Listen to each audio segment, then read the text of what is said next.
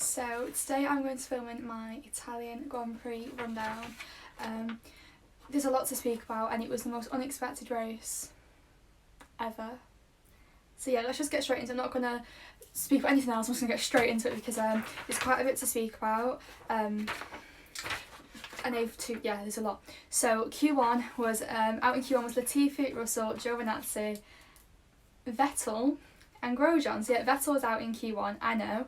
Then we had Magnussen, Raikkonen, Leclerc, Ocon and Kvyat out in Q2, which again, Leclerc was the shocker in that one and Vettel was obviously the shocker in 17th. So yeah, and then Q3 was Gasly, Albon, Stroll, Ricciardo, Norris, Verstappen, Perez, Sainz, Bottas and Hamilton. So it was Hamilton's on pole, Bottas was second and Sainz, sorry, it was third. So that was a shocker. Sainz in third and Verstappen in fifth.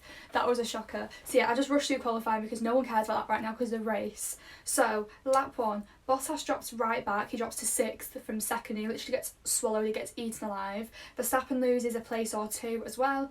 Gasly and Albon tangle at turn 1. There was no further investigation for that. It was literally like a turn 1 incident. Sainz got up into second and Norris got up into third. Lap 6, Vettel's brakes failed, so George Russell, I think it was, so Williams was going for an overtake. And his brakes just failing. He went straight through the, not carbon fibre, the polystyrene boards at turn 1 where you have to go round to get back on the track if you outbrake yourself. But yeah, he had to then get around the whole of the Monza circuit with no brakes. Yeah, that's fun. So here is where the excitement starts. Lap 19, Magnussen breaks down. He pulls over to the side on the grass in the pit lane. They then bring the safety car out because they could have easily reversed him backwards into the little bit they got there, but it was easier for them to roll him to the pits from where they were. So the pit lane was closed at this point. Safety car came out and the pit lane was closed as soon as the safety car came out, but Hamilton and Giovinazzi actually pitted while the pit lane was closed, so there was 2 red crosses and the pit lane was closed. So yeah, that was under investigation at that point, because obviously if the pit lane's closed it's for the safety of the marshals getting the car back. So they had to investigate it because there was 2 red crosses in the corner of their eyes. So yeah. I've got mascara all over me. Right.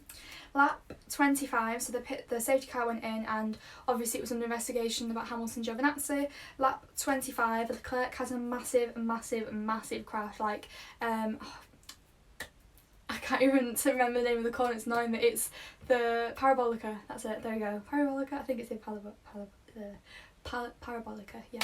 Obviously that's a high speed corner, full throttle corner, you don't brake, you don't lift off really, and he went straight into tyre barriers and he split the tyre barriers in half, which is a safety hazard because if someone else goes off there'd be no tyre barrier there to protect them. So there was a safety car, and then lap 26 the race was red flagged, which it really excites me because in the time I've been watching F1, so the last red flag in F1 that I can remember was just before, it was in 2017 in Baku, just before I started watching, or it was a 2017 race but I wasn't watching then. I didn't start watching until halfway through that season, so I've never seen a red flag in F1, so like I was really excited. They got to repair the tyre wall for safety and the barrier and everything. Then there was a bit of confusion about the pitting. See, it was a free pit for people, like, so Lance Stroll got a free pit stop under the red flag, which wasn't really fair on the people who had pitted before, but it's life really in racing, isn't it?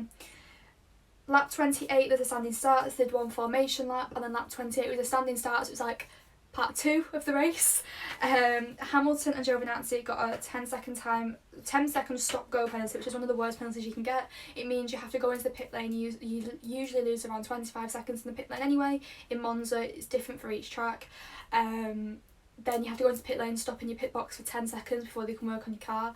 The average pit stop is like 2 seconds. You're in the box for 2 seconds. So yeah, they'll do that and then they can change your tyres. So it dropped Hamilton to the back of the grid.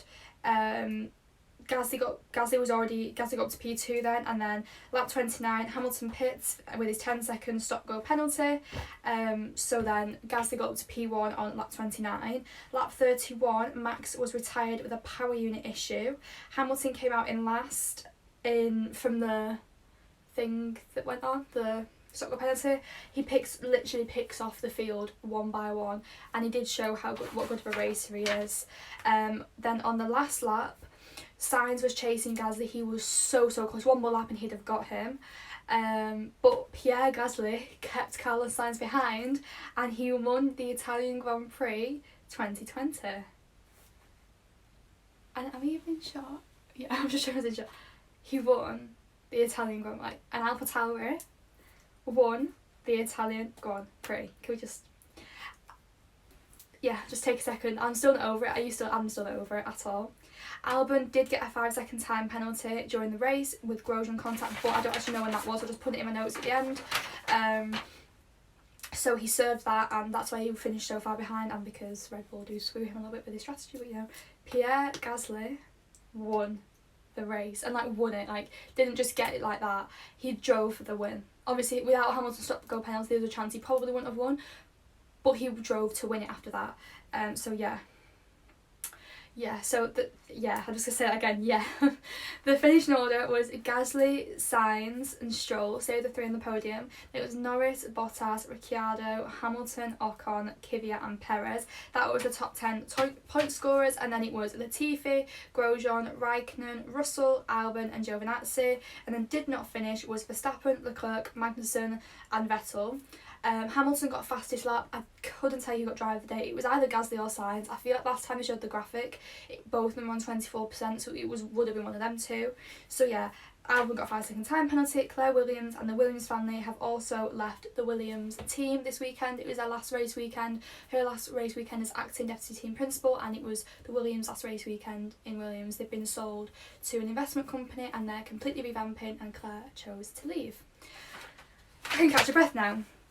But yeah, nothing else really happened over the weekend. Racing Point have dropped their protest for it not to go, so they're not going to protest against what they were given, the penalties they were given for their illegal brake ducts, and Ferrari have dropped their penalty appeal against Racing Point. So yeah, that's about it this weekend. It was a hectic weekend, and that is one for the history books, with Pierre Gasly winning.